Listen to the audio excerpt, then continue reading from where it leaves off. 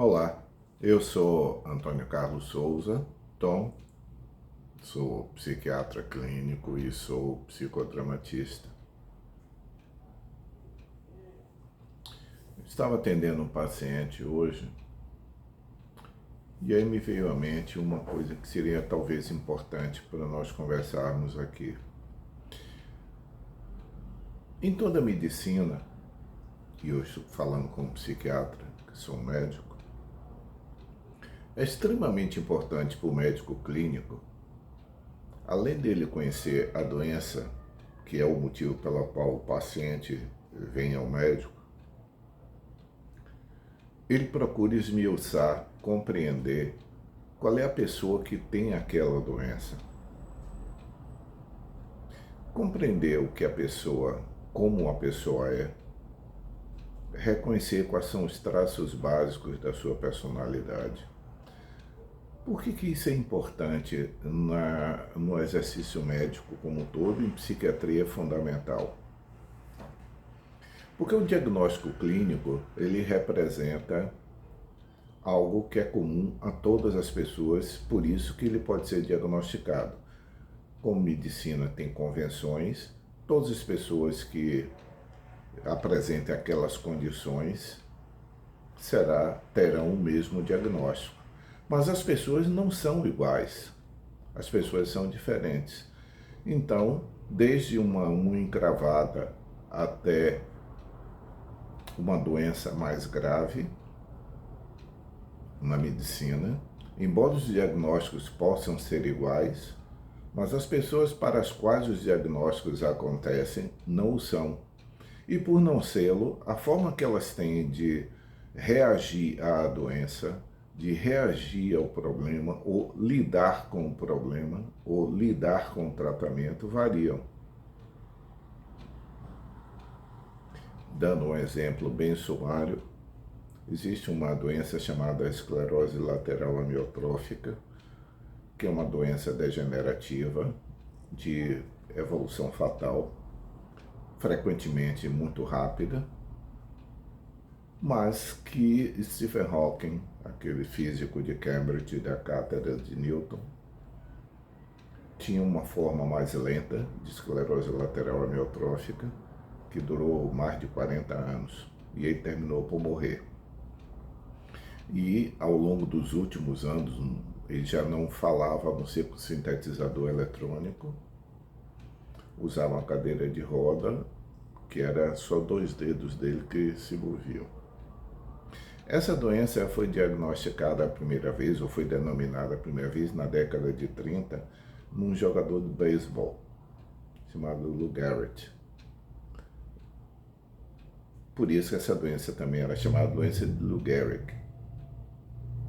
Então imagine, a mesma doença afeta um jogador de beisebol e um físico teórico.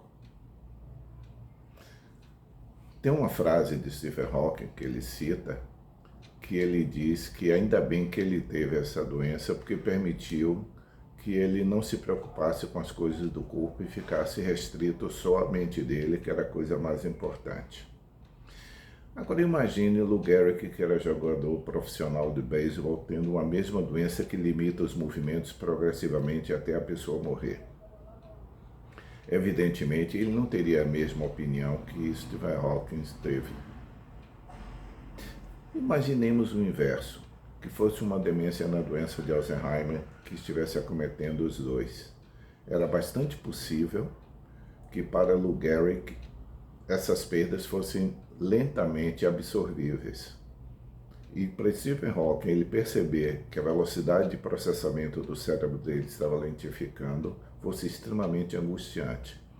A doença é a mesma, mas as personalidades, que é, como dizia um antigo psiquiatra Ernesto Emílio Mirey Lopes, um psiquiatra espanhol, ele dizia que a nossa personalidade é a silhueta psíquica do indivíduo, ou seja, aquilo que permite que nós reconheçamos a pessoa em todos os seus momentos da vida. E por que isso é uma coisa que eu estou investindo tempo para falar? Porque em psiquiatria, como no resto de toda a medicina, Os diagnósticos psiquiátricos são convencionais, todo diagnóstico é uma convenção. Nós atribuímos pesos diferentes a determinados sinais e sintomas e a junção deles compõe um quadro clínico.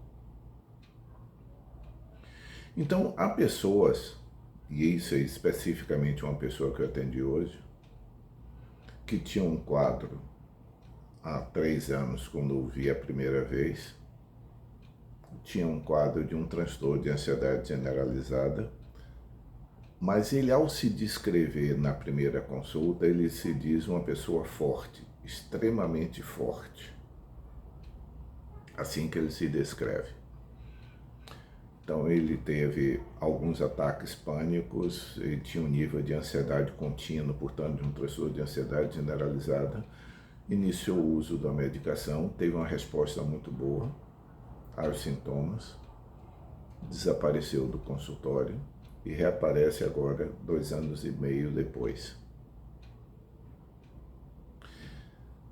com a queixa de que ele havia suspenso a medicação e começa a queixar-se de algumas coisas de irritação.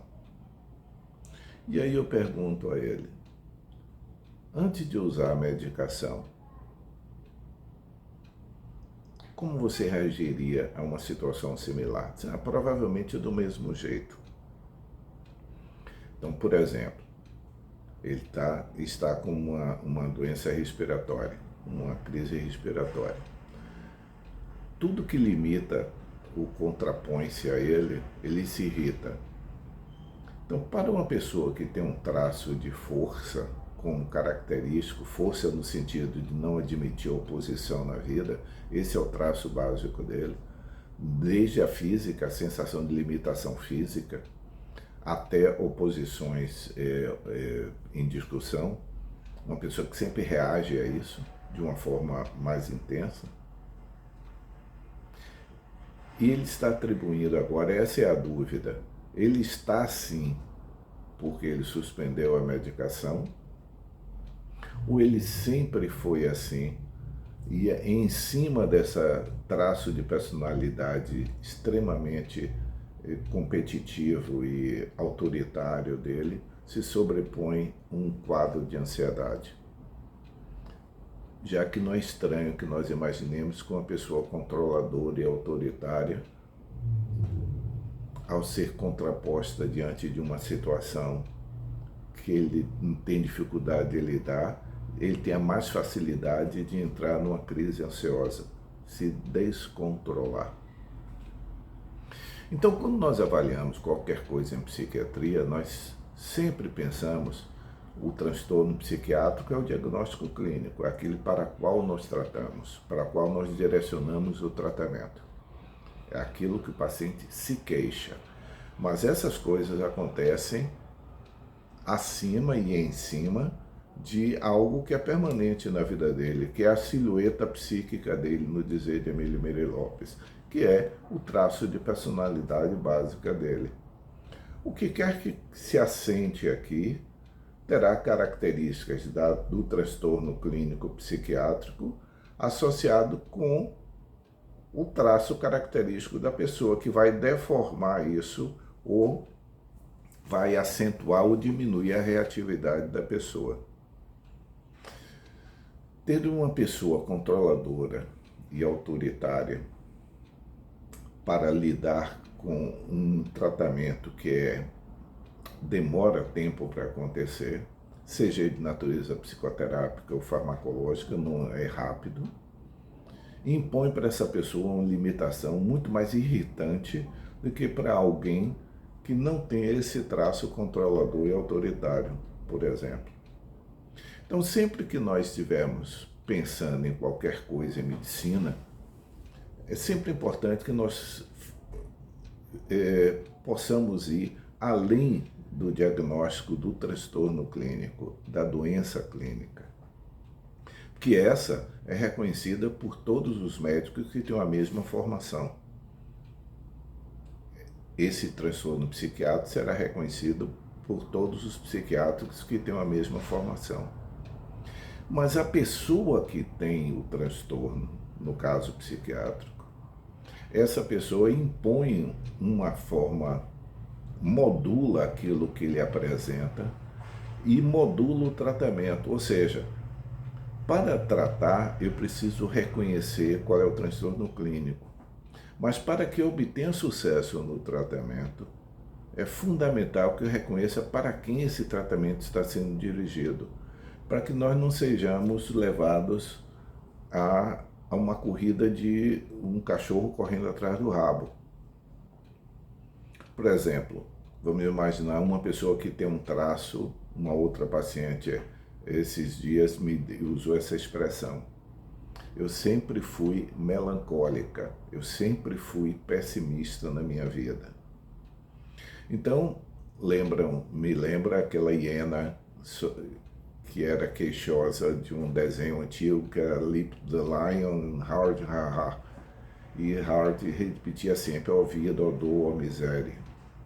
Essas pessoas que têm esse traço, no dizer da paciente, melancólico, que anteriormente nós chamávamos de pessoas distímicas, ou seja, pessoas que têm uma visão de mundo depressiva há muito tempo, que hoje nós chamaríamos de um transtorno depressivo leve, que é crônico,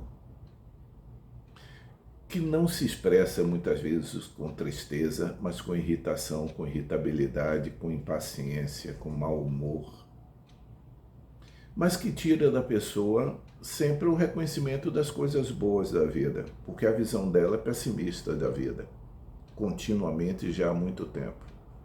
Então essa pessoa que se sobrepõe a isso, um quadro de um transtorno depressivo mais recente, o reconhecimento da melhora é muito mais difícil do que um paciente que não tenha essa depressão dupla, ou seja, um quadro de uma depressão contínua e que se sobrepõe a uma depressão mais recente, mais aguda.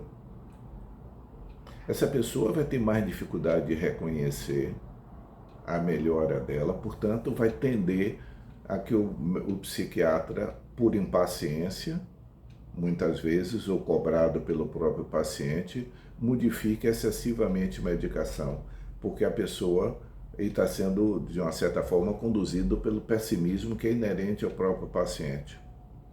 Tudo isso que eu estou falando aqui, qualquer médico antigo, muito mais antigo do que eu, que já sou antigo, reconheceria que o exercício clínico, klinos, a palavra clínica deriva de uma palavra latina, klinos, que é tipo leito, sofá. Então, clínico é aquele que está ao pé do leito, ou seja, ele não olha só a doença. Ele tem que perceber a pessoa que tem a doença, para ele assim saber que tratamento aquela pessoa é capaz de suportar e que tratamento a pessoa não é capaz de suportar e, fundamentalmente, se a expectativa que o paciente tem da própria melhora corresponde à expectativa que o médico possa ter. Se essas duas expectativas não forem tornadas explícitas para saber se são compatíveis, muitas vezes o médico se imagina estando num caminho de sucesso terapêutico e o paciente se queixando que nada mudou na vida dele.